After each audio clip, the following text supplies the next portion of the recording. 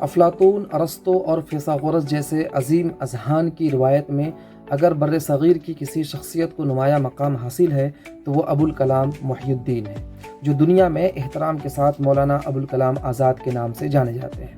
وہ اپنے عہد کے ایک عظیم فلسفی، جید عالم اور صاحب فہم و بصیرت دانشور تھے، جنہوں نے ہندوستان کی آزادی کے لیے اپنی پوری زندگی داؤ پر لگا دی۔ مولانا آزاد تحریک آزادی کے ان رہنماؤں میں شامل تھے جو ابتدا ہی سے میدان عمل میں پیش رہے۔ وہ پنڈت جواہر لال نہرو کے قریبی رفیق، مہاتما گاندھی کے اصول اہنسا کے سچے پیروکار اور ان کے شانہ بشانہ آزادی کی جدوجہد میں شریک رہے۔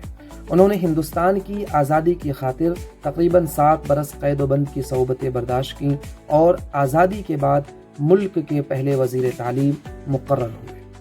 اس کے باوجود یہ ایک تلخ حقیقت ہے کہ آج اس عظیم انسان کا نام بہت مشکل سے لیا جاتا ہے، اور اگر کبھی لیا بھی جاتا ہے تو محض کسی ایک موقع یا مخصوص دن تک محدود ہو کر رہ جاتا ہے۔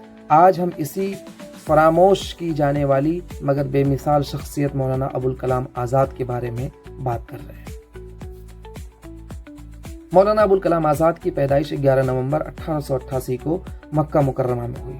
ان کے والد ہندی الاصل اور والدہ عربی النسل تھے، یعنی ان کے والد ہندوستان سے تعلق رکھتے تھے اور والدہ عرب سے تعلق رکھتی تھی۔ 2 برس کی عمر میں وہ اپنے اہل خانہ کے ساتھ مکہ سے کلکتہ ہندوستان منتقل ہو گئے۔ گھر پر ہی ان کی تعلیم کا آغاز ہوا، جہاں انہوں نے کم عمری میں ریاضیات، فلسفہ، تاریخ عالم، سائنس، اردو، عربی اور فارسی زبانوں پر غیر معمولی عبور حاصل کر لیا۔ ساتھ ہی انگریزی زبان بھی سیکھی، جس نے ان کی فکری وسعت میں نمایاں اضافہ کیا۔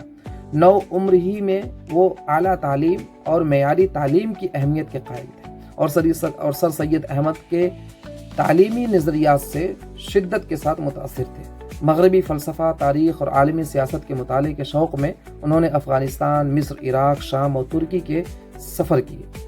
اسی عمر میں انہوں نے اردو شاعری کے ساتھ ساتھ مذہبی اور فکری موضوعات پر مضامین لکھنا شروع کیے۔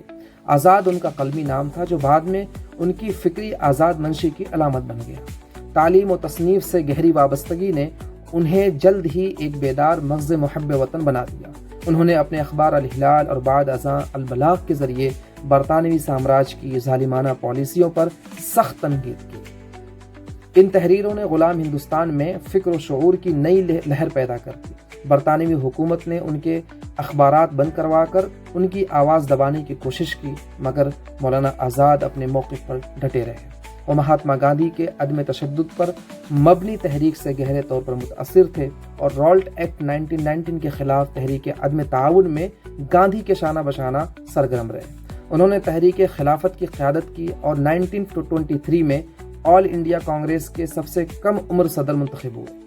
بعد ازاں ہندوستان چھوڑو تحریک کے دوران بھی انہیں قید و بند کا سامنا کرنا پڑا۔ آزادی سے قبل ہی آئینی اور تعلیمی مباحث میں مولانا آزاد کا کردار انتہائی نمایاں تھا۔ یہی وجہ تھی کہ آزادی کے بعد انہیں ہندوستان کا پہلا وزیر تعلیم مقرر کیا گیا۔ انہوں نے تعلیم کو قوم کی تعمیر کا بنیادی ستون قرار دیا اور خصوصاً خواتین، غریب اور دیہی آبادی کی تعلیمی پسماندگی دور کرنے پر خصوصی توجہ دی۔ مولانا آزاد اس اصول کے مضبوط دائی تھے کہ ہندوستان کے ہر بچے اور بچی کو 14 برس کے عمر تک مفت اور لازمی تعلیم ملنی چاہیے۔ یہ اصول آج بھی ہندوستانی نظام تعلیم کا حصہ ہے۔ برطانوی دور میں جب شرح تعلیم محض 12% تھی، مولانا نے بچوں کے ساتھ تعلیم بالغاں کو بھی قومی ترقی کے لیے ناگزیر قرار دیا اور بورڈ فار ایڈلٹ ایجوکیشن کی بنیاد رکھی۔ 1948 میں آل انڈیا تعلیمی کانفرنس سے خطاب کرتے ہوئے انہوں نے کہا کہ ہر شہری کا یہ حق ہے کہ وہ کم از کم اتنی تعلیم ضرور حاصل کرے جس کے بغیر وہ اپنی شہری ذمہ داریاں ادا نہ کر سکے۔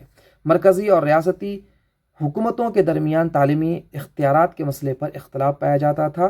مولانا چاہتے تھے کہ تعلیم کی بھاگ دوڑ مرکز کے ہاتھ میں رہے تاکہ قومی یکجہتی مضبوط ہو، مگر دیگر رہنماؤں کے نزدیک تہذیبی تنوع کے باعث ایک یکساں نظام مناسب نہ تھا۔ بالآخر یہ طے پایا کہ ابتدائی و متوسط تعلیم ریاستوں کو سپرد ہوگی، جبکہ اعلیٰ تعلیم مرکز کی ذمہ داری ہوگی۔